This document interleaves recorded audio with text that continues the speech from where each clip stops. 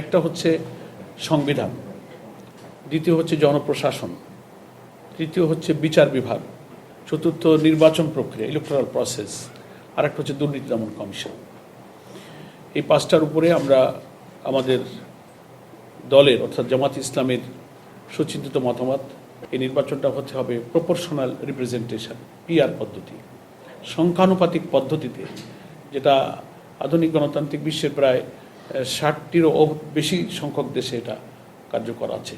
আমাদের রাষ্ট্রের বিভিন্ন অর্গান এবং একটা নির্বাচনকে সুন্দর, সুষ্ঠু এবং সুসংহতভাবে গ্রহণযোগ্যভাবে কী করে করা যায়, সেজন্যই অন্তর্বর্তীকালীন সরকার দেশের সকল রাজনৈতিক দল এবং স্টেক হোল্ডারদের কাছে কিন্তু তারা বিভিন্ন বিষয়ে সুপারিশ মালা চেয়েছিলেন সংস্কারের জন্য।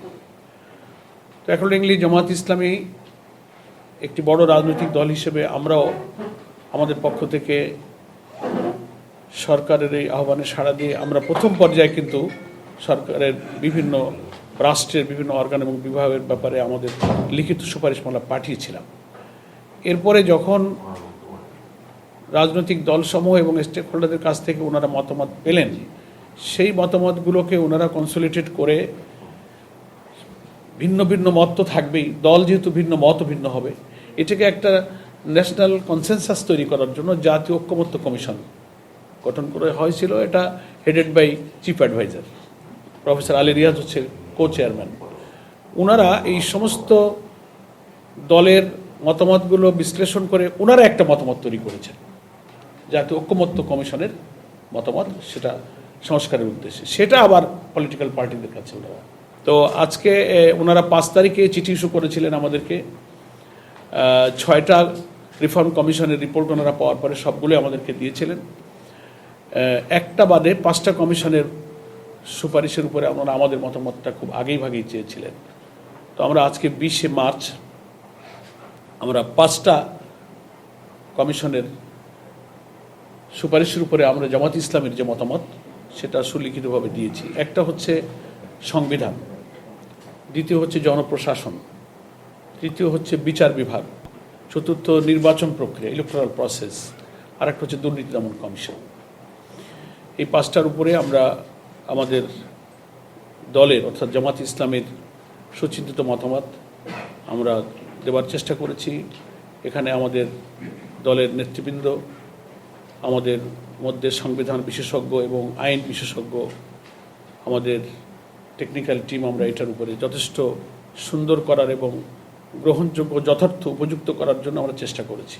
পলিটিক্যালি যারা একটু নিরপেক্ষ থাকতে পারে না, সেই সমস্ত লোকদের এড়াবার জন্য যতটা সম্ভব তাদের মধ্যে রাখা, এবং নেক্সট সরকারি কর্মকর্তা যারা রাজনীতির সাথে যুক্ত হন না, এর মধ্যেই এই সমস্ত কর্মকর্তাদের অ্যাপয়েন্টমেন্ট রাখবার পরামর্শ আমাদের আছে। তারপরে তো আমরা আমাদের নির্বাচনের ব্যাপারে মেজর বড় কথা বলেছি যে এই নির্বাচনটা হতে হবে প্রপোর্শনাল রিপ্রেজেন্টেশন, পিআর পদ্ধতি, সংখ্যানুপাতিক পদ্ধতিতে, যেটা আধুনিক গণতান্ত্রিক বিশ্বের প্রায় 60টিরও বেশি সংখ্যক দেশে এটা কার্যকর আছে। এটার অনেক ব্যাখ্যা আছে, সেটা শর্ট টাইমে ব্যাখ্যা বলার প্রয়োজন নেই। আমরা এই সমস্ত বিষয়গুলো এখানে উল্লেখ করেছি। সংবিধানের অনেক জায়গায় ওনারা অনেক মতামত চেয়েছেন, সেখানে আমরা দিয়েছি। এখানে নতুন নতুন অনেক জিনিস আসছে। হ্যাঁ, সংবিধানের মূলনীতির উপরে ওনারা অনেক মতামত চেয়েছেন, সেখানে আমরা মতামত দিয়েছি। এবং ওনাদের সুপারিশের মধ্যে ন্যাশনাল কনস্টিটিউশনাল কাউন্সিল নামে একটা প্রসঙ্গ এসেছে, সেখানেও আমরা সম্পূর্ণ একমত হইনি, সেখানেও আমরা কিছু মন্তব্য সহকারে আমরা সেখানে এই সাংবিধানিক কাউন্সিলের ব্যাপারে আমরা মতামত দিয়েছি। আপনারা দেখতে পাবেন ওখানে অনেকগুলো বিষয় আছে। হ্যাঁ, তারপরে জনপ্রশাসনে যে বিরাজমান বৈষম্য, অসন্তোষ বিরাজ করছে, সেটা নিরসন করার জন্য আমরা একটা মধ্যম পন্থায়, যাতে একটা সাউন্ড সিভিল অ্যাডমিনিস্ট্রেশন যেন চলতে পারে, বৈষম্য যেন না থাকে, প্রশাসনকে কেউ অস্থির করতে না পারে, নিরিবিলি রাষ্ট্রের কাজ সরকার এবং রাষ্ট্র চালাতে পারে, সে ব্যাপারে আমরা বেশ ভালো ভালো কিছু পরামর্শ জনপ্রশাসনে আমরা রেখেছি।